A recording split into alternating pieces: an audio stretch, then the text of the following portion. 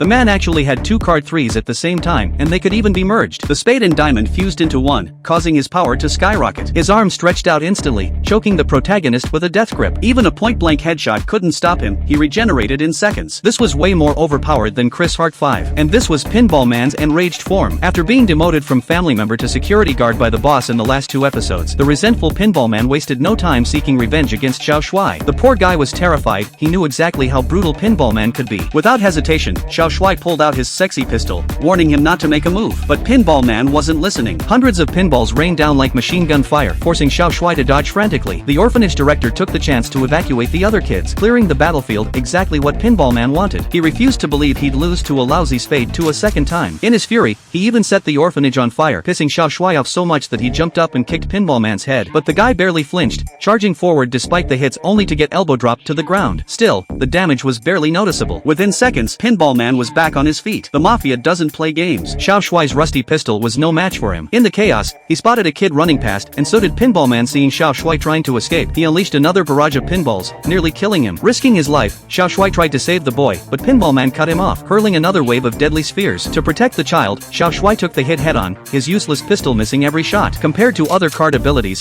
his was pathetic. With no other choice, he bolted. The two ended up on the rooftop, Pinball Man hot on their heels. Luckily, the orphanage kids laid out a makeshift safety sheet below, catching the boy as he fell. Now, Xiao Shuai could fight without holding back. Did you skip breakfast or what? The battle intensified. Xiao Shuai smashed his fists into Pinball Man's skull, thinking he had the upper hand until he looked up and saw 2 card 3s in his enemy's hand. Oh shit. Pinball Man merged the cards, and in an instant, his wounds healed, his face twisting into something monstrous. Before Xiao Shuai could react, his arm stretched unnaturally, slamming him to the ground. This was the power of dual cards. But this grotesque form also triggered Xiao Shuai's memory. It reminded him of the monster who murdered his parents years ago. Furious, he emptied his clip into Pinball Man's arm, shattering it. But Pinball Man was already mechanically enhanced, slapping Xiao Shuai around like a ragdoll. One wrong move, and he had him by the throat. Even a headshot mid-air did nothing, he just regenerated instantly. They crashed back inside the burning building. As Xiao Shuai staggered up, Pinball Man stood before him, barely human anymore. Now, he dropped the act. Your family's death, the fire, all of it was us, the Mafia. Xiao Shuai remembered that night. The killer back then looked just like Pinball Man does now. His pain was exactly what the enemy wanted. He was going to make Xiao Shuai suffer even more before crushing him in despair. But then, a missile came out of nowhere, blasting Pinball Man to pieces. Even dual cards couldn't withstand that. The explosion engulfed him in flames, finally ending the nightmare. Xiao Shuai had barely survived. And that missile? It came from a mysterious woman in the distance.